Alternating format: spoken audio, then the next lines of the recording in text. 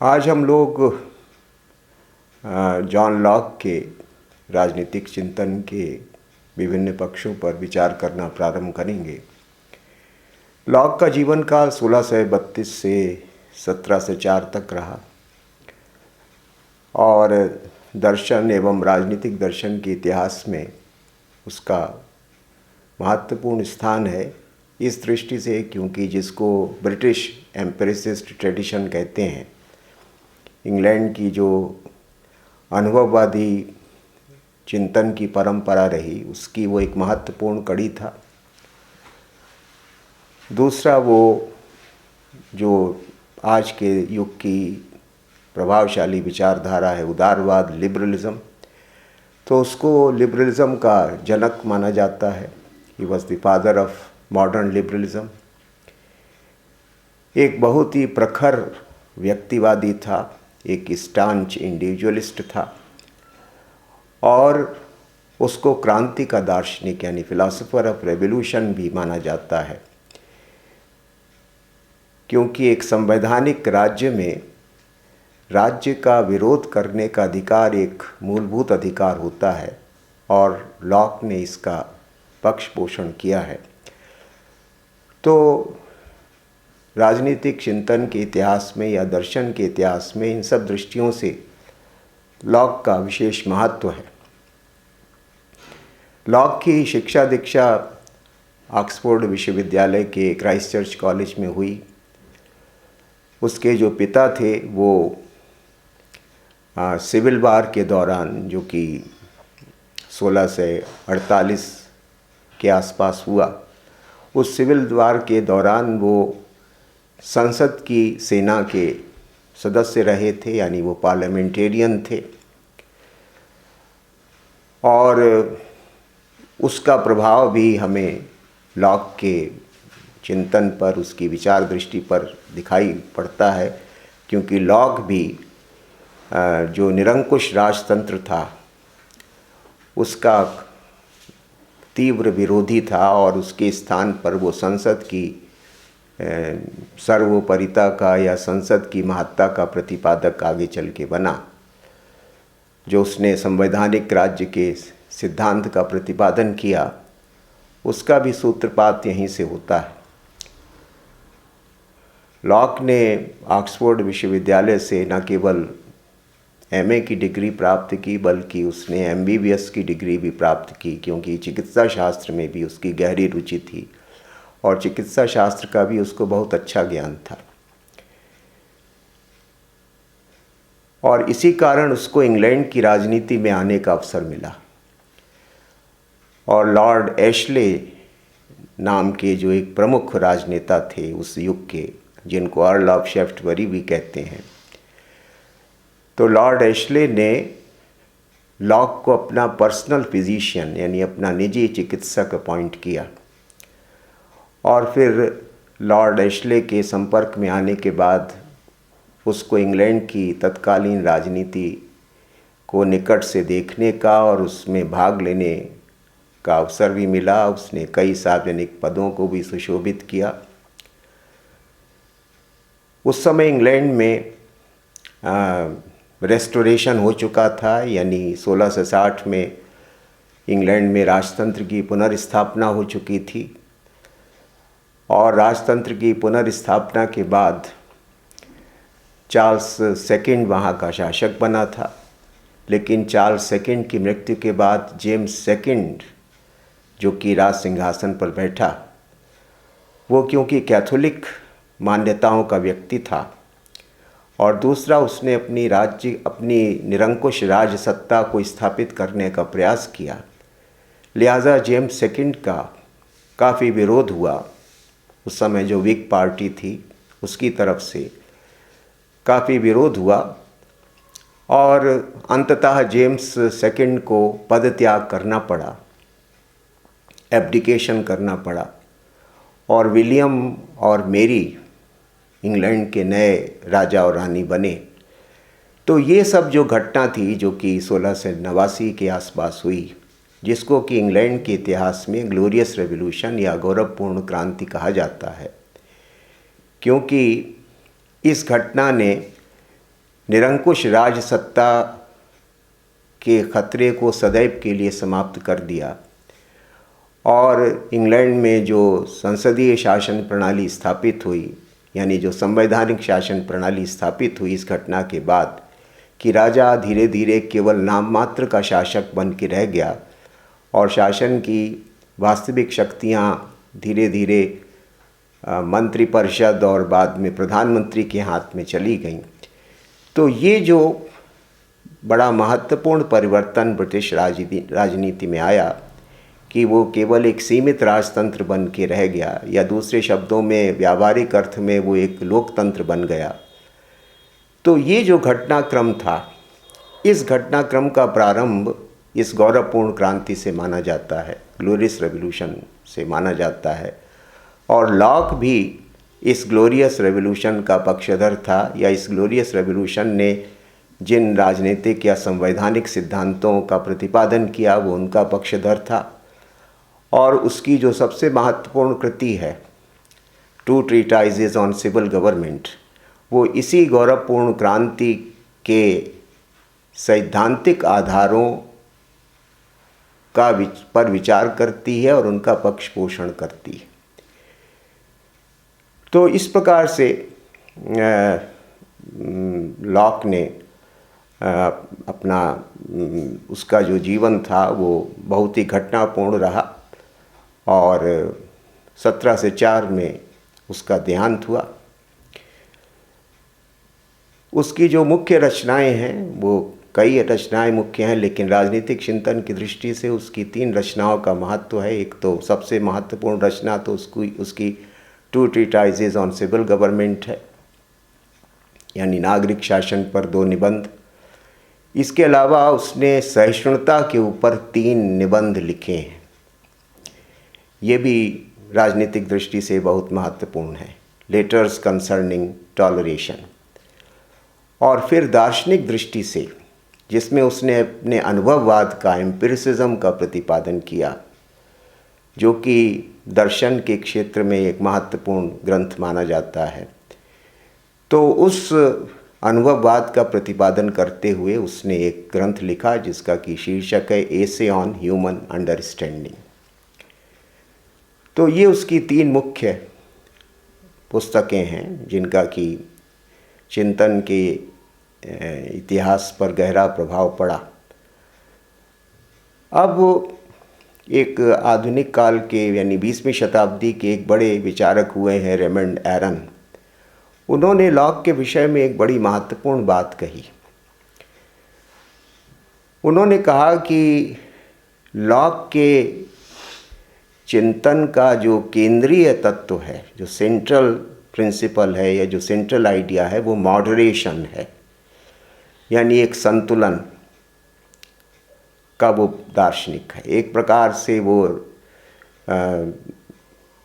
राजनीतिक जीवन में जो बहुत उथल पुथल इंग्लैंड में मच चुकी थी सिविल वार के दौरान, और यूरोप के भी कई देशों में जो बड़ी उथल पुथल मची हुई थी, तो 17वीं शताब्दी तक आते आते वो उथल पुथल काफ़ी कुछ शांत हो चुकी थी और एक मॉडरेशन का भाव राजनीति में आ गया था। और लॉक इस मॉडरेशन के भाव का प्रतिनिधित्व करता है। इस दृष्टि से लॉक का बहुत महत्व है। और जैसा कि आरन ने कहा कि the keynote of Locke's thought is moderation, that balanced and tolerant attitude to life which characterized late 17th century England at its best। कि 17वीं शताब्दी के उत्तरार्ध में एक जो राजनीतिक जीवन में संतुलन का जो भाव आ रहा था, एक सहिष्णुता का जो भाव आ रहा था लंबी उथल पुथल के बाद, लॉक का राजनीतिक चिंतन उसको रिप्रेजेंट करता है और इस दृष्टि से लॉक का महत्व है। एक दूसरी दृष्टि से भी उसने संतुलन स्थापित करने का प्रयास किया। एक तो उसने जो दर्शन के क्षेत्र में उस समय डेकार्ट नाम का जो फ्रांसीसी दार्शनिक था, उसने जो एक इन्नेट आइडिया का सिद्धांत दिया था कि विचार जन्मजात होते हैं। हमारे मस्तिष्क में जो कोई भी विचार होते हैं वो हमको जन्मजात मिलते हैं। इसको थियरी ऑफ इनेट आइडियाज़ कहते हैं। तो डेकार्ट ने और बाद में जो दूसरे कार्टेशियंस थे, यानी डेकार्ट के जो दूसरे फॉलोअर्स थे, वो इस इनेट आइडिया के सिद्धांत का प्रतिपादन कर रहे थे। लॉक ने इसके स्थान पर एम्पिरिसिज्म की मान्यता का प्रतिपादन किया कि जो भी हमारे विचार होते हैं वे हमें अनुभव से प्राप्त होते हैं, बाह्य जगत के अनुभव से विचार प्राप्त होते हैं। एक तो उसने इस मान्यता का प्रतिपादन किया, यानी जो डेकार्ट जैसे दार्शनिकों की मान्यता थी उसका प्रतिवाद किया कि आइडियाज़ इनेट नहीं होते हैं, बल्कि आइडियाज़ जो होते हैं वो अनुभवजन्य होते हैं। बाह्य जगत के अनुभव से हम विचारों को प्राप्त करते हैं, ग्रहण करते हैं, उनको आगे परिमार्जित करके प्रयोग में लाते हैं। तो एक तो लॉक ने ये एक उसकी विशिष्टता है, और दूसरा जो हॉब्स ने जिस मैकेनिज़्म का सिद्धांत प्रतिपादित किया था कि उसने मनुष्य को, समाज को जो एक मैकेनिस्टिक तरीके से देखा था, एक यंत्रवादी तरीके से देखा था, उसको भी उसने स्वीकार नहीं किया। लॉक के ऊपर भी न्यूटन वगैरह का प्रभाव था, और वो भी कुछ अंशों में मैकेनिस्टिक थियरी जो नेचर की उस समय आ रही थी उसको मानता था। लेकिन जहाँ तक मनुष्य और मानवीय जगत का संबंध है तो उसका मानना था कि मनुष्य या मानवीय जगत को आप केवल यांत्रिक रूप से या निरी यांत्रिक दृष्टि से नहीं देख सकते। Man is more than simply a mechanism, ऐसा उसका मानना था कि मनुष्य और मनुष्य का समाज यंत्र नहीं होता या यंत्रवत संचालित नहीं होता, वो इससे कहीं ज़्यादा अनेक प्रकार की शक्तियाँ होती हैं जो कि उसको संचालित करती। इसी तरह से धर्म के क्षेत्र में जो जैसा कि हम लोग बुद्धा के कॉन्टेक्स्ट में पढ़ चुके हैं और हॉब्स के भी कॉन्टेक्स्ट में पढ़ चुके हैं कि धर्म के आधार पर जो युद्ध हो रहे थे, गृह युद्ध भी होते थे और देशों के बीच भी युद्ध होते थे, यानी ईसाई धर्म में विभाजन के बाद जो ईसाइयों के जो आपसी कलह थी वो जिस प्रकार से चरम सीमा पर पहुंच गई थी और जिससे राज्यों में अराजकता उत्पन्न हो जाती थी आए दिन, या अंतर्राष्ट्रीय राजनीति में भी आए दिन जो युद्ध होते थे, हॉब्स ने इस उन्माद का या इस असहिष्णुता का विरोध किया। यानी उसने धर्म के क्षेत्र में सहिष्णुता की मान्यता का प्रतिपादन किया और उसका ये मानना था कि विभिन्न धार्मिक विश्वासों के लोगों को एक दूसरे को स्वीकार करना चाहिए, ये नैतिक रूप से यही श्रेष्ठ मार्ग होगा। और जैसा कि मैंने बताया कि उसके जो लेटर्स कंसर्निंग टॉलरेशन हैं वो इसी विषय पर लिखे गए, जिसमें कि उसने विभिन्न ईसाई संप्रदायों को एक दूसरे के प्रति सहिष्णु होने का संदेश दिया। तो इस अर्थ में भी वो उस मॉडरेशन को रिप्रेजेंट करता है। तो ये कुछ खास बातें हैं जो कि लॉक के चिंतन की पृष्ठभूमि के तौर से हमें जानना चाहिए। अब जहाँ तक उसके चिंतन का प्रश्न है तो उसका जो तत्वशास्त्र है या उसकी जो ज्ञान मीमांसा है, यानी जो उसकी मेटाफिजिकल थियरी है या जो उसकी एपिस्टेमोलॉजिकल थियरी है, उसको भी संक्षेप में जानना ज़रूरी है, क्योंकि वो लॉक के चिंतन की आधारशिला है। जैसा मैंने अभी बताया कि लॉक एक एम्पिरिसिस्ट है, अनुभववादी है। लॉक ये मानता है कि हमारा जो मस्तिष्क होता है, व्यक्ति का जो मस्तिष्क होता है, वो एक डार्क रूम की तरह होता है, एक अंधेरे कमरे की तरह होता है, या एक क्लीन स्लेट की तरह होता है, एक ऐसी स्लेट जो कि बिल्कुल क्लीन है, जिस पे कुछ भी लिखा नहीं। अब जैसे कि एक डार्क रूम में एक होल कर दिया जाए दरवाजे में, एक छेद कर दिया जाए और उस छेद से धीरे धीरे प्रकाश की कुछ किरणें आती हैं और वो जो कमरा है वो थोड़ा प्रकाशित होता है और धीरे धीरे ज़्यादा प्रकाशित होता है। या जिस तरह से जो क्लीन स्लेट है उस पर हम कुछ अक्षर लिखते हैं और फिर कुछ और ज़्यादा अक्षर लिखते हैं, तो यही जो प्रक्रिया है वो हमारी ज्ञान प्राप्त करने की प्रक्रिया होती है। यही जो है वो तरीका होता है मनुष्य का विचारों को ग्रहण करने का। कि मूल रूप से जब हम जन्म लेते हैं तो हमारे जो मस्तिष्क होते हैं वो एक ब्लैंक शीट की तरह, एक कोरे कागज़ की तरह होते हैं, एक क्लीन स्लेट की तरह होते हैं, एक डार्क रूम की तरह होते हैं। लेकिन धीरे धीरे अनुभव से, एक्सपीरियंस से चीज़ें हमारे मस्तिष्क में प्रवेश करती हैं। जब हम अपने आसपास चीज़ों को देखते हैं, समझते हैं, तो धीरे धीरे हमें उन विभिन्न वस्तुओं का ज्ञान होता है। फिर वो वस्तुएं हम अपने मस्तिष्क में मेमोरी के तौर से संग्रहित करते हैं, फिर उनको नाम देते हैं, उनके नाम तय करते हैं कि ये पीपल का वृक्ष है, ये बरगद का वृक्ष है, ये टेबल है, ये चेयर है, ये जो असाइनिंग नेम्स। और उसके बाद फिर उनके आधार पर जब एक पूरा चित्र बन जाता है हमारे मस्तिष्क में, तो उसके आधार पर फिर हम एक्ट करते हैं, हमारा व्यवहार होता है। तो ये ज्ञान प्राप्त करने का तरीका होता है। ये उसकी मेटाफिजिकल या एपिस्टेमोलॉजिकल, यानी कोई इन्नेट आइडियाज़ नहीं होते। जैसा कि डेकार्ट ने कहा था कि किन्हीं विचारों के साथ हम जन्म नहीं लेते, या जैसा कि प्लेटो ने भी कहा, वो ये मानता है कि जो भी विचार हमारे अंदर प्रवेश करते हैं, हम हमारे अंदर होते हैं, वे हमारे जन्म के बाद जो हमारे विभिन्न प्रकार के अनुभव होते हैं संसार के, उस अनुभव से प्राप्त होते हैं। और फिर उन अनुभवों के ऊपर हमारा दिमाग काम करता है, यानी हमारा माइंड जो है वो एक्ट करता है उन एक्सपीरियंसेस के ऊपर, उनको सबको ऑर्गेनाइज करता है, उनको सबको नाम देता है, उनका सबका उपयोग करता है। तो ये सब प्रक्रिया इस तरह से चलती रहती है।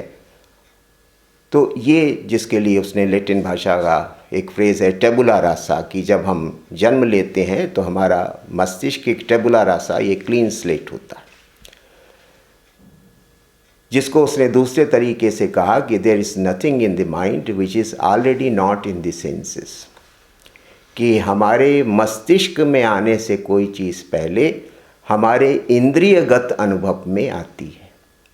यानी पहले चीज़ सेंसेस में आती है, फिर माइंड में आती है। पहले हम किसी चीज़ को एक्सपीरियंस करते हैं, चाहे देख कर या सुन के या स्पर्श करके, जो भी अनुभव करने के विभिन्न तरीके होते हैं। उसके बाद वो अनुभव हमारे मस्तिष्क में जब पहुंचता है तो विचारों की उत्पत्ति होती है, आइडियाज़ पैदा होते हैं। फिर उन आइडियाज़ को हम अरेंज करते हैं, उनको हम नाम देते हैं और उनका हम प्रयोग करते हैं। उसके आधार पर सब विभिन्न प्रकार की क्रियाएं होती हैं, क्योंकि हर क्रियाओं के पीछे कोई ना कोई विचार होता है। तो ये जो एम्पिरिकल थियोरी ऑफ नॉलेज इसको कहते हैं, ये जो ज्ञान का अनुभववादी सिद्धांत है, ये लॉक ने प्रतिपादित किया। अब यहाँ ये तो उसका जो एपिस्टेमोलॉजिकल विचार है, लेकिन अब सवाल ये है कि मनुष्य का एक अनुभव होता है, मनुष्य के जीवन का एक पक्ष होता है उसका उसकी मॉरल साइड, अच्छा क्या है बुरा क्या है, ये कैसे पता चले।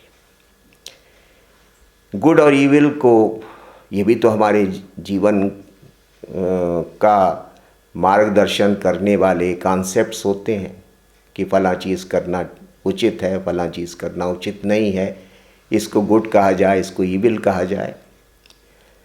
तो ये गुड और इविल का डिस्टिंक्शन मस्तिष्क कैसे करना सीखता है।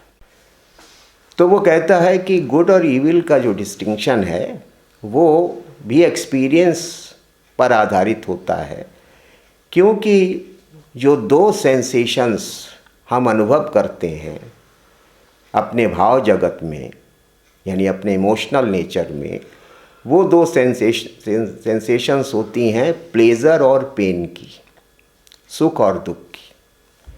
कुछ चीज़ों को देखकर या सुन के या उनका आस्वादन करके या उनका स्पर्श करके हमें सुख मिलता है, प्लेज़र मिलता है। कुछ चीज़ें ऐसी होती हैं कि जिनसे हमको दुख मिलता है।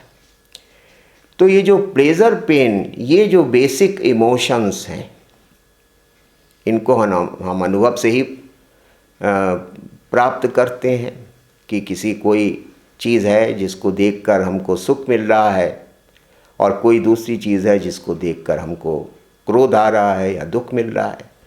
तो ये जो प्लेज़र पेन है, ये बेसिक इमोशंस हैं। और जो चीज़ हमको प्लेज़र देती है वही गुड है और जो चीज़ हमको पेन देती है वही ईविल है, जो आगे चल के बेंथम ने भी इसी तरह से कहा, जो उसका उपयोगितावाद है उसका भी यही सिद्धांत है।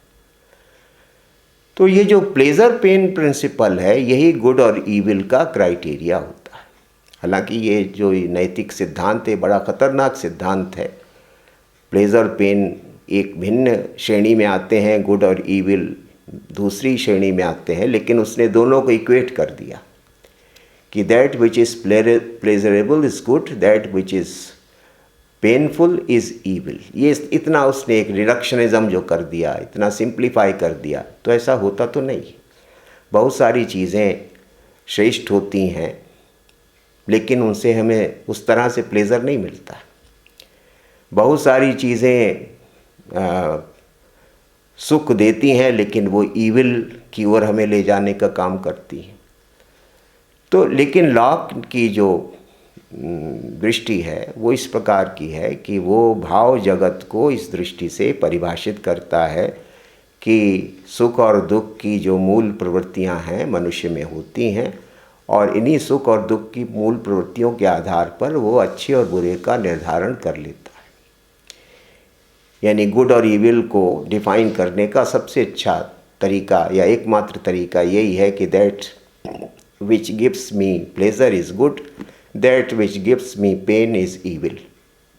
जो कि आगे चल के बेंथम ने भी अपनी हेडोनिस्टिक थ्योरी में जो बात कही, सारे हेडोनिस्ट इसी बात को मानते हैं। हॉब्स भी मानता है, लॉक भी मानता है, आगे चल के बेंथम और दूसरे जो हेडोनिस्टिक थिंकर्स हुए हैं वो भी इसी प्रकार की मान्यता को मानते रहे।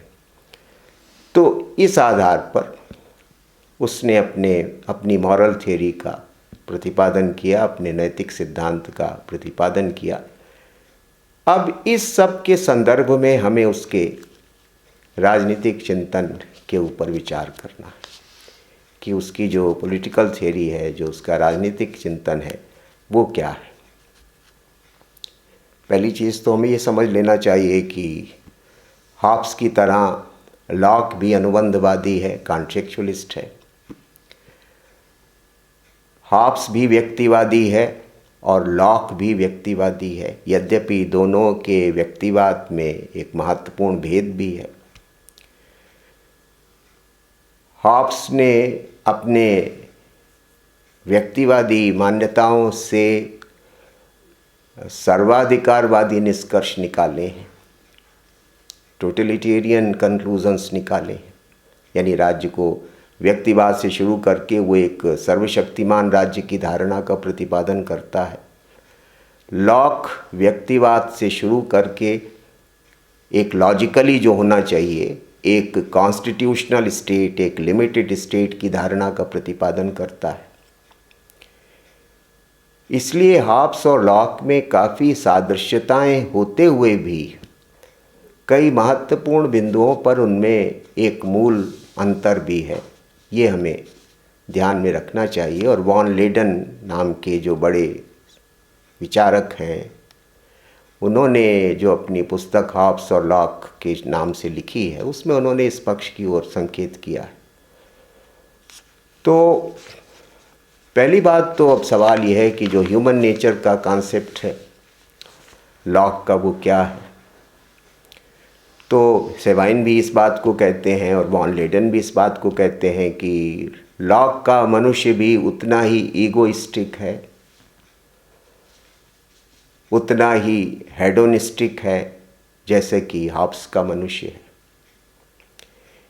क्योंकि थोड़ा सा उनकी पद्धति में भिन्नता है, इसलिए जो उनके विचारों में एक सादृश्यता होते ही भी कुछ मॉडरेशन के लेवल पर थोड़ा सा डिफरेंस दिखाई पड़ता है। हॉब्स जो है वो मनुष्य को ईगोइस्टिक मानता है, इसको हम लोग समझ चुके हैं कि अहमवादी, वो स्वकेंद्रित है। तो लॉक भी मनुष्य को ईगोइस्टिक या स्वकेंद्रित ही मानता है, क्योंकि ये जो एम्पिरिकल थियरी ऑफ नॉलेज है, इससे इसी प्रकार का मनुष्य बनता है। क्योंकि जो कुछ भी हमारे विचार है वे हमारे अपने अनुभव से उपजते हैं, हमारे अपने अनुभव के परिणाम होते हैं। तो इसलिए लॉक भी अंततः ईगोइस्टिक मैन की धारणा को स्वीकार कर लेता है। केवल ये है, अंतर यहाँ पर है कि हॉब्स कहता है कि व्यक्ति अहंवादी होता है, स्वकेंद्रित होता है और उसको अपने अलावा अन्य किसी से कोई लेना देना नहीं होता, बाकी सबको वो शत्रु मानता है और इसलिए उनके साथ उसका हमेशा संघर्ष का या युद्ध का ही रिश्ता रहता है। प्राकृतिक दशा में इसलिए हमेशा संघर्ष ही होता रहता था। लेकिन लॉक व्यक्ति को ईगोइस्टिक तो मानता है, लेकिन साथ साथ ये भी कहता है कि मनुष्य इतना ईगोइस्टिक नहीं होता कि उसको अपने आसपास के मनुष्यों के साथ अपना तादात्म्य स्थापित करने में दिक्कत होती हो। मनुष्य अहंवादी तो होता है, लेकिन साथ साथ वो दूसरों की प्रेजेंस को भी रिकॉग्नाइज करता है, दूसरों की उपस्थिति को भी स्वीकार करता है और ये मानता है कि जैसे मैं हूँ या मेरी इच्छाएं हैं, मेरी आवश्यकताएं हैं, उसी तरह से ये लोग भी हैं, इनकी भी अपनी आवश्यकताएं हैं, इनकी भी अपनी इच्छाएं हैं। और जैसे कि मुझे अधिकार है अपनी आवश्यकताओं और इच्छाओं को पूरा करने का, वैसे इन्हें भी है। तो इसलिए मुझे न केवल अपने अधिकारों का ज्ञान है, बल्कि मुझे अपने कर्तव्यों का ज्ञान भी है कि जैसे मेरी इच्छाएं पूरी होनी चाहिए, ये मेरा अधिकार है, तो मेरा ये भी कर्तव्य है कि भाई अगर दूसरे लोग भी अगर यही सब इच्छाएं रखते हैं तो उन्हें भी अधिकार है कि वे अपनी इच्छाओं को पूरा करें और मेरा ये कर्तव्य है कि उनके इस अधिकार को स्वीकार करें। तो इसलिए जो लॉक का मनुष्य है उसमें अहमवादिता तो है, लेकिन उस अहमवादिता के साथ साथ उसको दूसरों की उपस्थिति का भी पूरा एहसास है और दूसरों की इच्छाओं आकांक्षाओं का भी पूरा एहसास है और वो उन्हें पूरा करने का अधिकार रखते हैं, इसको भी वो स्वीकार करता है। इसलिए लॉक का मनुष्य उतना एग्रेसिवली या एकाकी नहीं है या उतना आक्रामक नहीं है या उतना अहमवादी नहीं है जितना कि हॉब्स का है।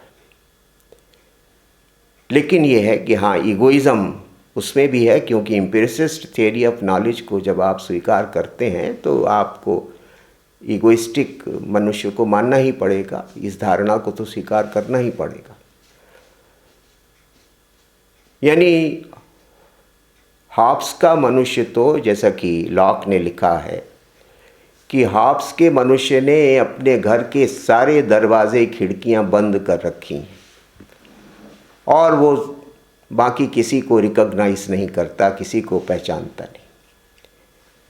लेकिन लॉक का जो मनुष्य है वो अपने घर में तो रहता है, लेकिन उसने अपने घर के खिड़की दरवाजे खोल रखे हैं जिससे कि दूसरों की उपस्थिति को भी स्वीकार करता रहे, उनके साथ भी उसका कुछ रिश्ता चलता रहे।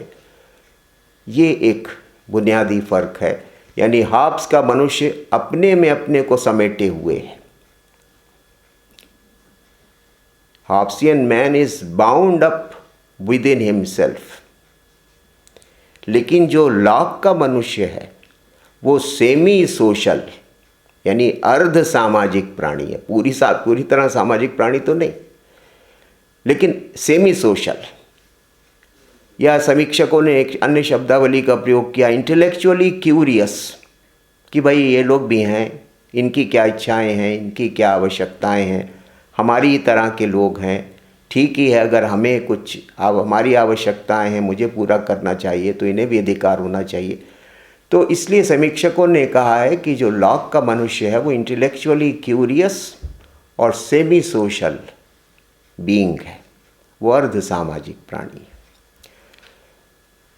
वो असामाजिक प्राणी नहीं है जैसा कि हॉब्स का मनुष्य है, एंटी सोशल नहीं है या अनसोशल नहीं है, वो सेमी सोशल है।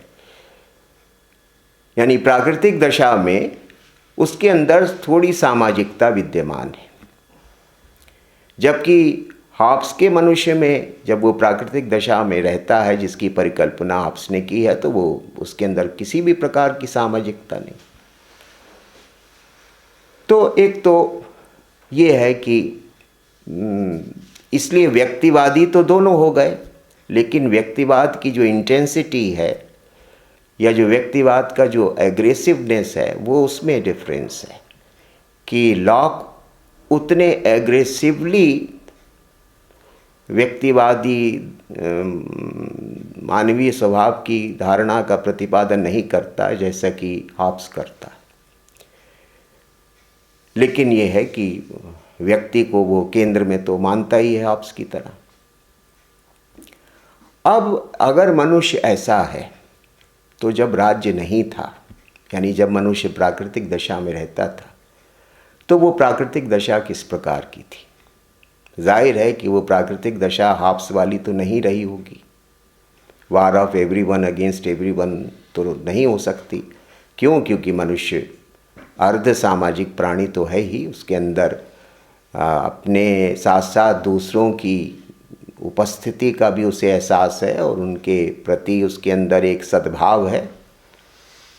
उनकी इच्छाओं को भी वो आदर प्रदान करता है, केवल अपनी इच्छाओं के लिए जीवन नहीं जीता। तो इसलिए वो कहता है कि जो प्राकृतिक दशा थी वो शांति की, सद्भाव की और पारस्परिक म्यूचुअल प्रिजर्वेशन की, यानी सब लोग मिलजुल के जीवन को जीते थे। तो वो शांति, सद्भाव और आपसी मेलजोल की अवस्था थी। लोग प्राकृतिक दशा में राज्य के बिना रहते थे, लेकिन क्योंकि मानव स्वभाव इस प्रकार का है, तो इसलिए उस प्राकृतिक दशा में शांति थी, सद्भाव था, पारस्परिकता का भाव था, गुडविल थी, सदिच्छा थी। ये सब इसलिए थी क्योंकि प्राकृतिक दशा का मनुष्य एक मूलभूत तथ्य को पहचानता था, जानता था। और यहाँ पर हम ईसाई दृष्टिकोण का प्रभाव लॉक के ऊपर स्पष्ट रूप से देख सकते हैं। ऐसा माना भी जाता है कि लॉक के चिंतन पर टॉमस एक्विनास का और एक अन्य विचारक, इंग्लैंड के बड़े महत्वपूर्ण विचारक हुए रिचर्ड हुकर, उनका बहुत गहरा प्रभाव था और दोनों ईसाइयत की मान्यताओं के प्रतिपादक थे। तो लॉक भी कहता है कि we are all the workmanship of one omnipotent and infinite God, कि हम सब लोग एक ईश्वर की संतानें हैं। ये एहसास मनुष्य में था और उस ईश्वर ने जैसे मुझे बनाया है वैसे दूसरों को भी बनाया है। जो शक्तियाँ, जो क्षमताएं, जो इच्छाएं उसने मुझे प्रदान की हैं तो दूसरों को भी प्रदान की।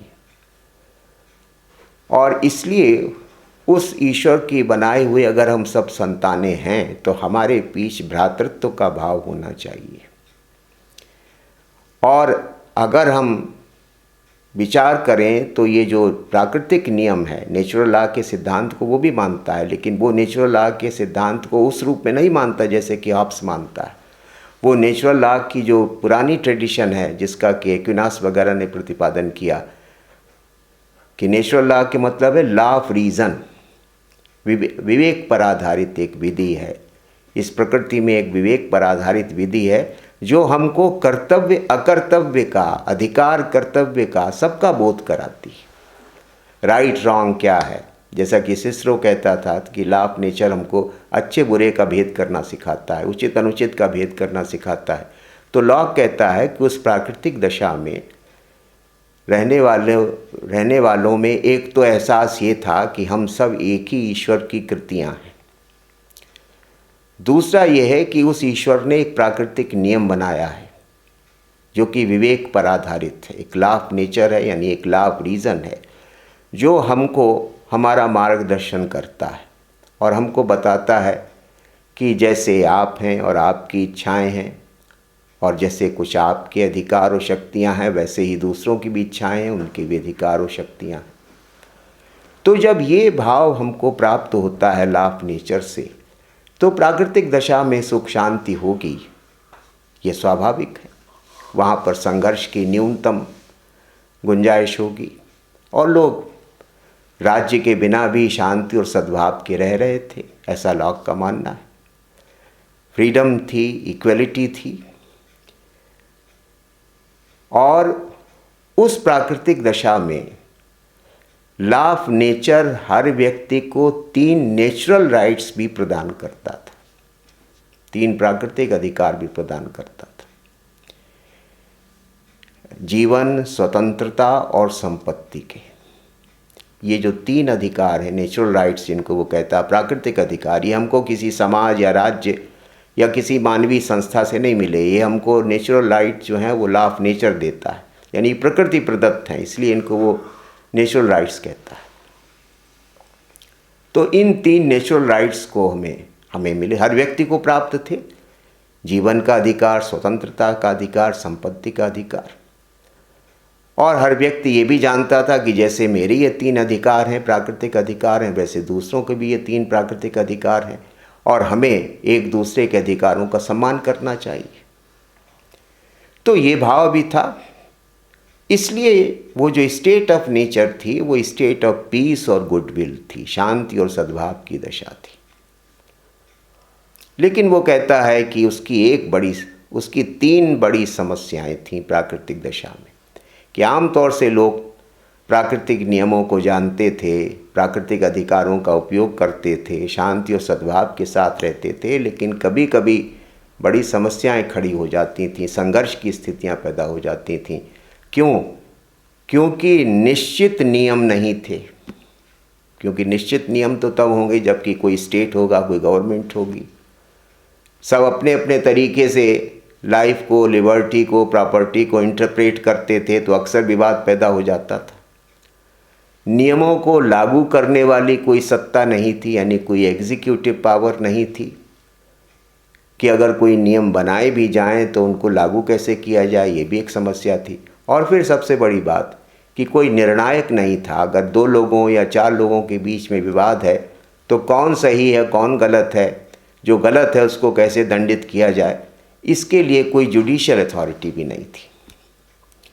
यानी ना तो कोई लेजिस्लेचर थी, ना कोई एग्जीक्यूटिव थी, ना कोई जुडिशरी थी, जिसके कारण बड़ी भ्रम की स्थिति पैदा हो जाती थी प्रायः, और वो भ्रम अक्सर संघर्ष में परिणत हो जाता था और प्राकृतिक दशा की जो सुख शांति थी वो भंग हो जाती थी।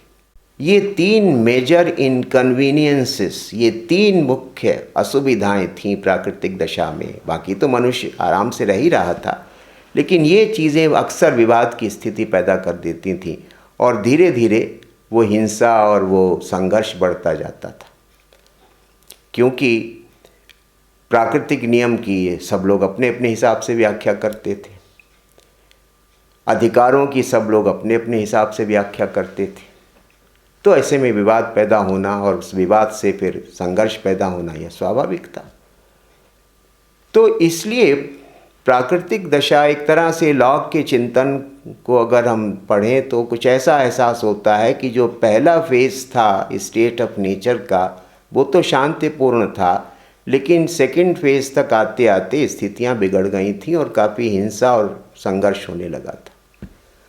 और तब मनुष्य को राज्य की आवश्यकता महसूस होने लगी कि भाई ये 3 जो कमियां हैं इनको दूर करने वाली कोई व्यवस्था होनी चाहिए, यानी कोई सरकार होनी चाहिए जो कि विधि निर्माण करे, विधियों को लागू करे और न्याय करे। 3 का मतलब ये है कि जहाँ गवर्नमेंट होगी वहीं तो ये तीनों काम होंगे। तो इसलिए लोगों को शासन की आवश्यकता अनुभव होने लगी थी प्राकृतिक दशा में, और इसीलिए उनको उस प्राकृतिक दशा का परित्याग करना पड़ा। यानी अंततः स्थितियां वही पैदा हो गई थीं जिनका कि हॉब्स ने उल्लेख किया कि अत्यंत संघर्षपूर्ण अवस्था बन चुकी थी। प्रारंभिक दौर में तो शांति थी, सद्भाव था, लेकिन धीरे धीरे इन कारणों से वो शांति और सद्भाव भंग हो गया था और संघर्ष की स्थितियां आए दिन पैदा हो जाती थी। इसलिए उन लोगों को अनुबंध करना पड़ा, इसलिए उनको एक सोशल कॉन्ट्रैक्ट करना पड़ा, एक सरकार की स्थापना करनी पड़ी, एक राज्य की स्थापना करनी पड़ी। अदरवाइज वो सामाजिक रूप से तो मनुष्य में एक सामाजिकता का भाव तो पहले से ही था, लेकिन गवर्नमेंट ना होने के कारण, सरकार की अनुपस्थिति के कारण, शासन की अनुपस्थिति के कारण वो सामाजिकता प्रायः असामाजिकता में परिणत होने लगती थी। तो इस प्रकार से लॉक ने मानव स्वभाव की और प्राकृतिक दशा की और प्राकृतिक विधि की और प्राकृतिक अधिकारों की व्याख्या की। ये कॉन्सेप्ट सब उसने दिए, जो कि आप देख सकते हैं हॉब्स के विवेचन से बहुत भिन्न प्रकार के। अब प्राकृतिक दशा में ये जो संपत्ति का अधिकार है, इसके ऊपर लॉक ने काफ़ी विस्तार से विचार किया कि ये राइट टू प्रॉपर्टी जो कि मनुष्य को प्राकृतिक दशा में प्राप्त था, और इसका राजनीतिक और आर्थिक चिंतन के इतिहास में महत्व है। उसने जो प्रॉपर्टी की थियोरी प्रतिपादित की, उसका अर्थशास्त्र पर बहुत गहरा प्रभाव पड़ा, कार्ल मार्क्स के विचारों पर बहुत गहरा प्रभाव पड़ा, और उसके संपत्ति सिद्धांत को लेबर थियोरी ऑफ वैल्यू कहते हैं, यानी मूल्य का श्रम सिद्धांत कहते हैं, लेबर थियोरी ऑफ वैल्यू या labour theory of property. Lock कहता है कि प्राकृतिक दशा में जब मनुष्य रहता था तो सबको सब कुछ प्राप्त था, यानी कोई निजी संपत्ति जैसी कोई चीज़ नहीं थी। जो कुछ भी नेचर में था वो सबके लिए था। लोग उसका हर व्यक्ति उसका उपयोग करने के लिए स्वतंत्र था। लेकिन बाद में मनुष्यों ने वो जो सबको सामूहिक रूप से प्राप्त था उसको प्राइवेटाइज करना शुरू कर दिया, निजी बनाना शुरू कर दिया। कि जैसे उदाहरण के तौर से बहुत सारी ज़मीन पड़ी हुई है, तो लोग गए, उन्होंने ज़मीन का एक टुकड़ा घेर लिया, उसके ऊपर उन्होंने अपने परिश्रम से कुछ फसल वगैरह उगाई, और वो जो फसल हुई वो उनका अपनी व्यक्तिगत संपत्ति बन गई। या एक मकान बना लिया अपने परिश्रम से, तो वो मकान उनकी अपनी व्यक्तिगत संपत्ति हो गया। अभी तक वो गुफाओं में या पेड़ों वृक्ष वनस्पतियों के बीच रहते थे, लेकिन अब उन्होंने अपना निजी मकान बना लिया परिश्रम करके, प्रकृति से संसाधन प्राप्त करके, उसका परिश्रम उनके ऊपर अपना परिश्रम लगा के उसको उन्होंने बना लिया और वो उनकी निजी संपत्ति हो गई। तो इस तरह से जो प्रॉपर्टी कॉमन प्रॉपर्टी थी वो प्राइवेट हो जाती है। जब हम प्रकृति में सभी के लिए उपलब्ध वस्तुओं को अपने श्रम से युक्त कर देते हैं, उसमें अपना लेबर लगा देते हैं, तो फिर वो उतनी चीज़ हमारी अपनी निजी संपत्ति बन जाती है। तो इस तरह से कॉमन प्रॉपर्टी धीरे धीरे प्राइवेट प्रॉपर्टी में परिणत हो गई, और मनुष्य की इच्छा होती है कि भाई कुछ जीवन में स्थिरता आए, निश्चितता आए, और इस स्थिरता और निश्चितता के लिए कुछ अपनी चीज़ होना, कुछ अपनी संपत्ति होना, कुछ अपना मकान होना, ये आवश्यक माना जाता है। तो इसलिए मनुष्य की ये स्वाभाविक प्रवृत्ति है कि वो कुछ उसके अपने प्राइवेट या पर्सनल कुछ पोजीशंस या बिलोंगिंग्स होती हैं, उनको वो रखना चाहता है। मनुष्य की एक मूल इच्छा है। तो इस तरह से निजी संपत्ति का उदय हुआ। यानी जब आप कॉमन प्रॉपर्टी में अपने लेबर को अप्लाई करते हैं और लेबर को अप्लाई करके जो भी चीज़ बनती है, जो भी प्रॉपर्टी बनती है, फिर वो कॉमन प्रॉपर्टी नहीं रहती, उतनी प्रॉपर्टी फिर आपकी पर्सनल या प्राइवेट प्रॉपर्टी बन जाती है। इसलिए लेबर के एप्लीकेशन से, कॉमन प्रॉपर्टी में लेबर के एप्लीकेशन से प्राइवेट प्रॉपर्टी का जन्म होता है। और प्राकृतिक दशा के मनुष्यों ने धीरे धीरे ऐसा करना शुरू किया और इस तरह से जो चीज़ कलेक्टिव थी, कॉमन थी, वो धीरे धीरे प्राइवेट होने लगी और इस तरह से निजी संपत्ति का उदय हुआ। लेकिन साथ साथ, क्योंकि जैसा कि मैंने बताया कि उसके ऊपर ईसाई परंपरा का भी गहरा प्रभाव था, तो उस ईसाई धर्मशास्त्र के सिद्धांतों से प्रेरणा लेते हुए उसने इस निजी संपत्ति के ऊपर 2 मर्यादाएं भी लगाई। क्योंकि यहाँ पर कुछ खतरा है कि जैसे कि हम परिश्रम करके सब कुछ अपनी निजी संपत्ति बना लें, तो फिर दूसरे के लिए क्या बचेगा, दूसरों का क्या होगा। मनुष्य अगर परिश्रम करके, जैसे कि मान लिया किसी क्षेत्र में पानी की व्यवस्था करने के लिए आदमी ने परिश्रम करके एक तालाब खोद लिया और वो कहेगा कि इस तालाब का पानी सिर्फ हम पिएंगे क्योंकि हमने अपने परिश्रम से इसका निर्माण किया है, तो फिर बाकी लोग क्या प्यासे रहेंगे, उनकी प्यास कैसे बुझेगी। और अगर वो प्यासे रहते हैं तो ये भी प्राकृतिक नियम का उल्लंघन है, प्राकृतिक अधिकार का उल्लंघन है, उनके राइट टू लाइफ का उल्लंघन है। तो इसलिए ये प्रश्न उठता है कि क्या परिश्रम के द्वारा कितनी ही संपत्ति अर्जित कर सकते हैं, कितनी भी प्रॉपर्टी को प्राइवेट प्रॉपर्टी बना सकते।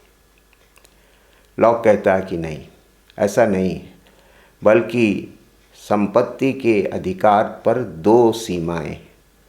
पहली सीमा तो है जिसको कहते हैं सफिशिएंसी क्लास। सफिशिएंसी क्लास का मतलब ये है कि आप अपनी आवश्यकताओं को पूरा करने के लिए निजी संपत्ति अर्जित करें, निजी संपत्ति बनाएं, लेकिन ये भी ध्यान रखें कि दूसरों के लिए भी पर्याप्त छोड़ दिया गया जिससे कि उनकी आवश्यकताएं पूरी हो सके। ये नहीं कि सब चीज़ मैं ही हड़प लूँ, सब चीज़ को मैं ही अपनी निजी संपत्ति बना लूँ, बल्कि हमें दूसरे का भी ध्यान रखना है, उनके लिए भी पर्याप्त संपत्ति छोड़नी है। इसको कहते हैं सफिशिएंसी क्लास। एक तो लिमिटेशन ये है और दूसरा है नो वेस्टेज प्रिंसिपल या नो स्पॉइलेज प्रिंसिपल। क्योंकि जैसे कि उदाहरण के तौर से कोई आम का वृक्ष है जिस पे बहुत सारे फल लदे हुए हैं, अब मैं अगर उस आम के वृक्ष पे चढ़ के सारे आम खुद तोड़ लेता हूँ और कह देता हूँ कि मैंने क्योंकि परिश्रम किया तो ये सारे आम मेरे हैं, तो एक अर्थ में लेबर थ्योरी ऑफ वैल्यू के आधार पर तो ये आम आपके हो गए, आपकी निजी प्रॉपर्टी हो गई, लेकिन एक अर्थ में आपको ऐसा अधिकार नहीं है। क्योंकि मान लिया अगर किसी ने 1000-2000 आम इस तरह से तोड़ लिए हैं तो क्या वो इनका उपयोग कर पाएगा, क्योंकि आम एक ऐसी चीज़ है कि जो 2-4 दिन में सड़ने लगेगी, बेकार होने लगेगी। आपकी आवश्यकताएं तो 100-200 आम से ही पूरी हो जाएंगी, बाकी तो आपने वेस्ट किया ना। ईश्वर की दी गई संपदा का दुरुपयोग करने का अधिकार आपको नहीं है। उपयोग करने का है लेकिन दुरुपयोग करने का नहीं। चीज़ों को बर्बाद करने का अधिकार आपको नहीं दिया गया। ये इसको कहते हैं नो स्पॉइलेज प्रिंसिपल, कि आप परिश्रम करके संपत्ति संग्रह कर सकते हैं। शर्त यही है कि जितना भी संग्रह आप करें उसका आप उपयोग कर पाएँ। ऐसा ना हो कि आपने लालच से, लोभ से वशीभूत होकर बहुत संग्रह कर लिया और चीज़ उसके बाद बर्बाद होने लगी, उससे दूसरों की जो आवश्यकताएं पूरी हो सकती थी वो नहीं हुई और वो चीज़ भी बर्बाद हो गई। तो इसलिए दूसरी लिमिटेशन, दूसरी सीमा ये है कि आपको उतनी ही संपत्ति संग्रह करने का अधिकार है अपने परिश्रम से जिसका आप उपयोग कर सकें। इतनी संपत्ति संग्रह आप नहीं कर सकते कि वो बर्बाद हो, क्योंकि there was nothing which was made by God for spoil और वेस्टेज, कि ईश्वर ने कुछ भी बर्बाद करने के लिए नहीं बनाया, ऐसा उसका कहना। तो इस आधार पर ये दो लिमिटेशंस, एक तो सफिशिएंसी क्लास की और दूसरी नो स्पॉइलेज प्रिंसिपल, इन दो मर्यादाओं को ध्यान में रखते हुए आपको परिश्रम करके निजी संपत्ति बनाने का, कमाने का अधिकार है, ऐसा लॉक का मानना है। अब व्याख्याकारों ने इस लॉक के संपत्ति सिद्धांत की दो दृष्टियों से व्याख्या की है। जैसे कि सेबाइन है या वॉन लीडन है, वो कहते हैं कि लॉक ने व्यक्तिगत हित और सामाजिक हित के बीच सामंजस्य स्थापित करने का काम किया अपने संपत्ति सिद्धांत के द्वारा। लेकिन सीबी मैकफर्सन है, वो कहते हैं कि लॉक का संपत्ति सिद्धांत पूंजीवादी सिद्धांत है, यानी इसमें केवल संपत्ति व्यक्ति के हित का ध्यान रखा गया है, समाज के हित की इसमें कोई चिंता नहीं की गई। ऐसा सीबी मैकफर्सन का ये इंटरप्रिटेशन है। पॉजिटिव इंडिविजुअल उसने कहा। तो अब ये दोनों दृष्टिकोण हमारे सामने व्याख्याकारों ने रखे। पहली बात जो कहते हैं वो सेबाइन या वॉन लीडन जैसे विद्वान, उनका कहना है कि लॉक के संपत्ति सिद्धांत में व्यक्तिगत हित के लिए भी स्थान है और सामाजिक कल्याण के लिए भी स्थान है। वॉन लीडन कहते हैं कि his concept of property, his theory of property is evenly balanced between individual good and collective welfare, कि उसका जो संपत्ति सिद्धांत है वो व्यक्तिगत हित और सामूहिक कल्याण के बीच संतुलन स्थापित करता है। व्यक्तिगत हित की आप परिश्रम करके संपत्ति अर्जित कर सकते हैं। संपत्ति आवश्यकता है, व्यक्ति की आवश्यकताएं होती हैं, इच्छाएं होती हैं, उनको पूरा करना, उसकी इच्छा होना, उनको पूरा करने के लिए प्रयास करना, ये बिल्कुल लेजिटिमेट है, इस पर कोई आपत्ति नहीं हो सकती है। तो इसलिए अपनी आवश्यकताओं को, इच्छाओं को पूरा करने के लिए संपत्ति होना एक नेचुरल चीज़ है, एक प्राकृतिक बात है, और इसकी पूरी अनुमति वो देता है कि परिश्रम करके आप अपनी इच्छाओं को पूरा करने के लिए संपत्ति का उपार्जन या संग्रह कर लीजिए, उसमें कोई भी दोष नहीं है। अरस्तु की तरह वो भी मानता है, एक्विनास की तरह मानता है कि प्राइवेट प्रॉपर्टी अननेचुरल नहीं है, नेचुरल है, क्योंकि मनुष्य की आवश्यकताएं हैं या मनुष्य में दूसरों का उपकार करने की, दूसरे की मदद करने की इच्छा होती है, तो इसके लिए उसको संपत्ति चाहिए। तो इसलिए प्राइवेट प्रॉपर्टी जो है वो नेचुरल चीज़ है। तो इसलिए इंडिविजुअल गुड की दृष्टि से भी लॉक ने विचार किया है, लेकिन साथ साथ कलेक्टिव वेलफेयर का भी ध्यान रखा। उसने जो दो शर्तें लगाई संपत्ति के अधिकार पर, वो इसी दृष्टि से कि जिससे समाज का अहित ना हो। व्यक्तिगत संपत्ति समाज के लिए खतरा ना बन जाए कि आपने इतना संग्रह कर लिया संपत्ति का कि बहुत सारे लोगों की मूलभूत आवश्यकताएं पूरी नहीं हो पा रही हैं या बहुत सारे लोग निर्धन रह जाते हैं, तो इसका अधिकार नहीं है। तो इसलिए दो जो ये मर्यादाएं हैं, सफिशिएंसी क्लास की और नो स्पॉइलेज प्रिंसिपल की, ये वो मर्यादाएं हैं जो कि सामाजिक कल्याण के भाव की भी रक्षा करती हैं कि संपत्ति का सिद्धांत ऐसा होना चाहिए जिससे कि सामाजिक कल्याण भी होता रहे। तो सेबाइन और वॉन लीडन जैसे जो विद्वान हैं वो कहते हैं कि लॉक ने अपने संपत्ति सिद्धांत में दोनों के बीच एक संतुलन स्थापित करने का प्रयास किया है।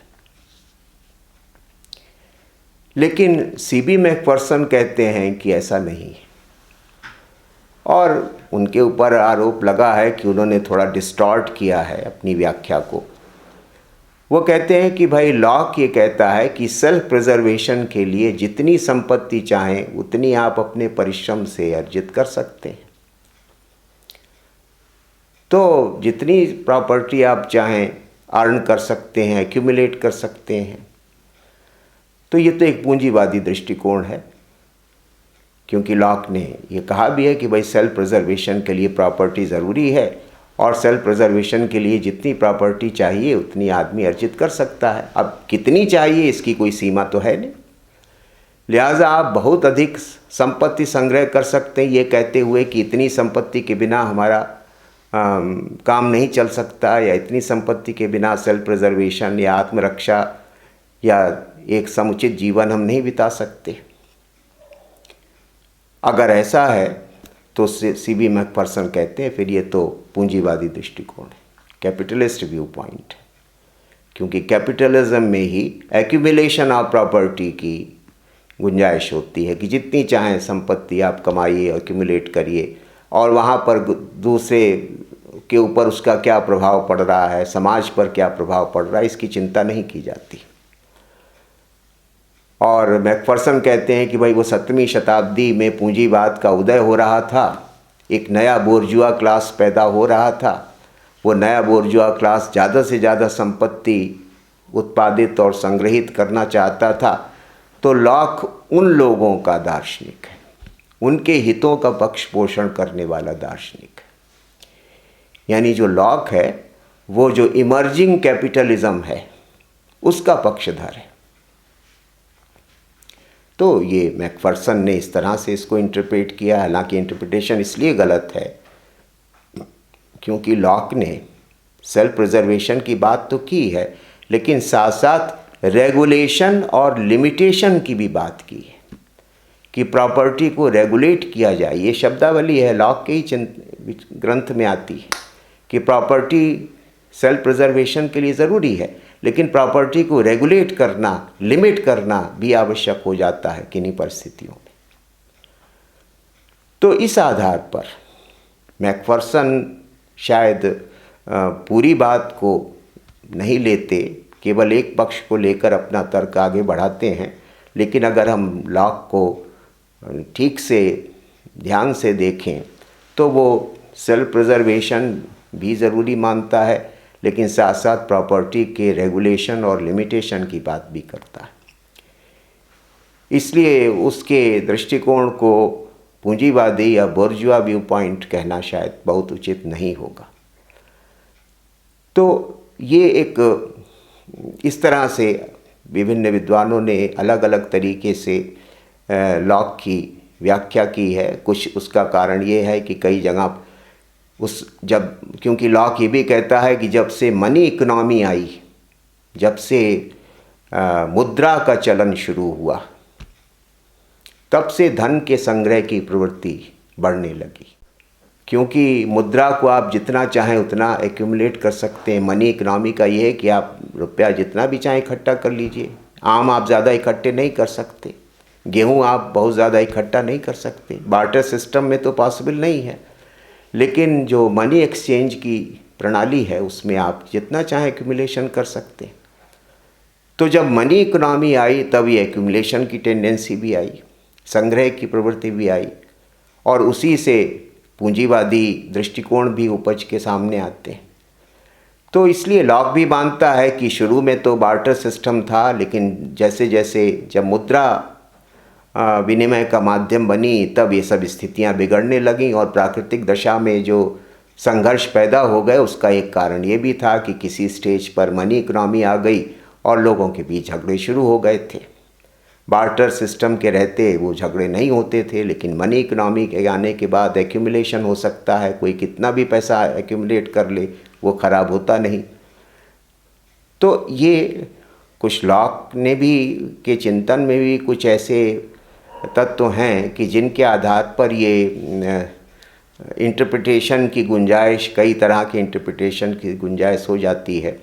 लेकिन अगर हम थोड़ा तटस्थ होकर लॉक को देखें तो हम ये कह सकते हैं कि लॉक ने व्यक्तिगत हित और सामूहिक कल्याण दोनों का ध्यान रखते हुए संपत्ति के सिद्धांत का प्रतिपादन किया है।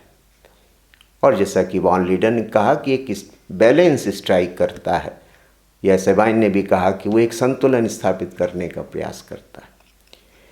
तो ये लॉक के चिंतन का एक महत्वपूर्ण पक्ष है। बाकी जो अन्य पक्ष हैं उसको हम लोग अगली बार देखें।